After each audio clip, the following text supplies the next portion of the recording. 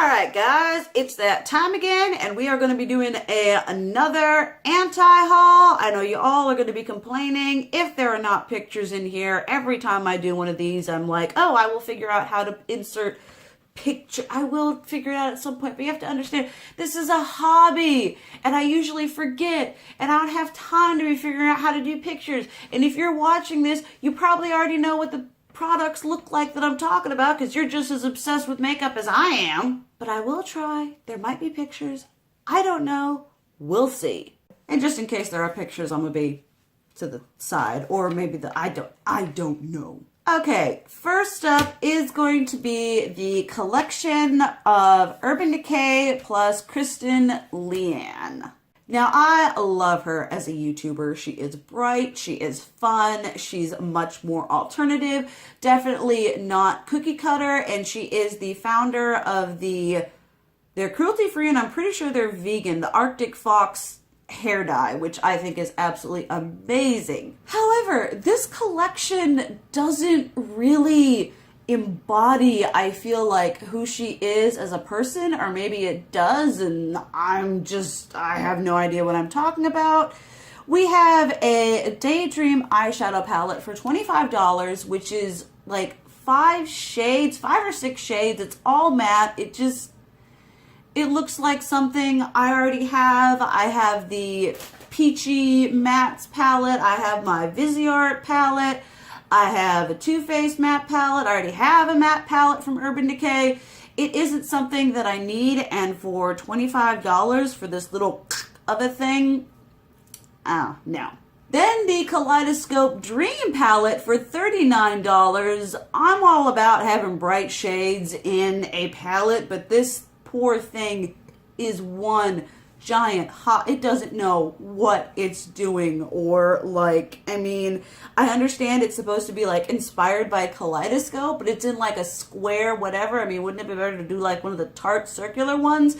And everything is haphazard. We got little long ones, little circular ones, little cube ones. I feel like they were just like, bleh, look at that, it's funky. And it's not funky in the good way. So that's going to be a no for me. And then we have the one thing that kind of would maybe possibly pull me in. We have the Beauty Beam highlighter palette. Now, I'm not buying this because I have too many highlighters, which I do, because I will continue to buy highlighters because it's got to be about that glow.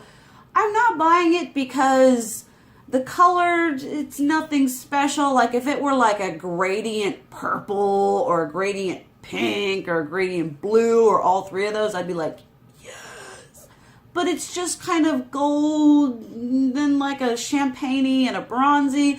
And it also suffers from it has 3 shades and they're connected. There is no separation in a pan. It's going to bleed into each, no. I am not about that. That is $34. I got my notes down here. Not getting that. Something else I am not getting is the Natasha Denona Diamond and Blush palette for $89. Now, I would love to splurge on some Natasha Denona and do is it worth it for you guys? But palettes that are $129, blush and highlight palettes that are $89, it is just not in my budget. If I come into money tomorrow, sure, I'll do it. But I doubt that's happening. And the one I'm specifically anti-hauling is the Daria one, which is the one that has those really bright red and that really yellow, super like highlighter. It really catches your eye. You look at it and you're like, oh, that's just beautiful. But, just let me, oh my goodness. I have Urban Decay Afterglow blushes. I have Bang and I have Quiver. Those are those 2 really crazy red shades that really just draw you in. I am covered. I'm sure in my collection I have a crazy yellow toned highlighter. I know I have Becca's Champagne Gold, which is like the yellowest highlighter I own. So I'm set. I have it. that is one thing when you look at these palettes, and yes, comparatively, it is a good price. Like if you were to go out and buy this and buy a highlighter, it would probably be more money than this palette. But what you were drawn into is the whole of it is greater than its equal parts. If you were to take it apart and not put it together in this pretty little packaging and color coordinating and whatever, you wouldn't be all like, ooh, I don't have that. I need that whole collection there. Just, no, not going to buy it. Not for $89. Let's discuss the Too Faced Life's a Festival limited edition collection. Now, I did discuss this thing in the Trends That Need to Die because I am done with limited edition and I am done with giant collections. Let's just release like 2, 3 products. That's it. I don't need 12, 13, 20, 50 billion things at once. I just don't. We have a palette for $42 that I'm like, oh my goodness. It is a bunch of shimmer shades. They're brightly colored. I have brightly colored shimmer shades from other brands that I like. Too Faced isn't the best in the eyeshadow formula, family creating whatever, so probably not going to buy that for $42. I mean, yes, it has the Unicorn Tears highlighter, which I wish if they'd made a Unicorn Tears highlighter permanent, I would have been down for that. But they didn't, and instead they decided to give us a crappy bronzer with a little unicorn highlighter in there for $30. No. No. Even if I bronzed, this would be a no, because once again, it's just this cute little thing all up in there. It's not separated by a pan, so it's going to get all messed up and all what. No. I don't need that. I don't need no highlighting in my bronzer. If I want to highlight, I'll just get a no. Not for $30. Not for $10. No.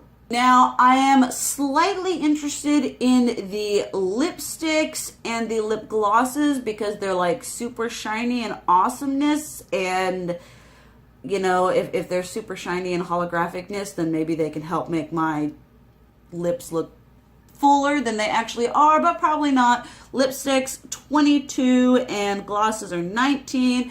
And then highlighter sticks. Oh, you guys know I don't do cream highlighter. And yes, they're super cute. One's pink, one's blue. They look like unicorn horns. I mean, it looks adorable. But I'm not going to spend $29 on a cream highlighter that I'm not going to use, that would even go bad and dry up before I could get enough use out of it anyway. And it just stop. Too Faced just needs to like bring it back, go on vacation, and like reassess themselves as a brand. Think about what they've done in the year 2017 and then actually bring us something good. And then I am also not going to be buying the Becca Ocean Jewels eyeshadow palette. The highlighter palette looks bomb. But when they take their Shimmering Skin Perfector formula and they just give it to us in like little teeny tiny eyeshadow palette form, it's circular like the Apres Ski Glow one. They did listen, and I think they threw in a matte or two to help define, because before it was just a crap ton of shimmer and they were like super light. So forget it if you're dark skinned. It's just like, hello pale girls and guys, just pale people come together around the Becca fire, and it just no, I don't need to spend, what is this, $35 on 8 eyeshadows that are not going to get me a lot of looks, aren't necessarily very special, aren't very thought out, and those circular discs are a pain to store, so that's gonna be a no. And then last but not least, Hourglass oh my goodness, I have my notes here and I don't have glasses on or nothing, so I'm blind as a bat basically. Hourglass Vanish Flash Highlighter Sticks. Same as the Too Faced ones, they are a cream. I don't know why. I have dry skin, and unless I'm putting cream like here, I don't know, cream, it just moves my foundation around. I have a whole little thing of creams that I don't use. All creams and liquids, all very pretty, all have dust on them because I don't use them. So I'm not going to spend $42 on a super luxury item that I'm not going to use, that will probably deliver a light wash, slight highlight finish, because Hourglass is much more subtle, and it's going to go bad anyway. Creams, their lives are just, and that's part of my problem, because I admit I have paranoia about my makeup going bad, and like, I spent money on this and now it's like ruined, and like, what's the point? It's like you buy something delicious to eat and you put it in your fridge and you're like, yes, it's going to be amazing. Then it goes bad and you're like, my money! So, not buying those. Well, there we have another anti-haul. I always enjoy doing these. Eventually I'll get pictures for you. We will have to see. I mean, it's just, I am not tech savvy. You're lucky that my videos are edited as much as they are. I mean, that was a blessing to figure out how to do that, and to figure out how to, it's a whole level of technology that I'm not ready to embrace. Let me know something that you are anti-hauling down in the comments below. Let me know what you think about my list. Are you anti-hauling those? Are you getting them? If you have gotten them, let me know if they're amazing. I would love to hear your guys' opinions. Thank you guys so much for watching. I love you, and as always, keep it real. Mwah!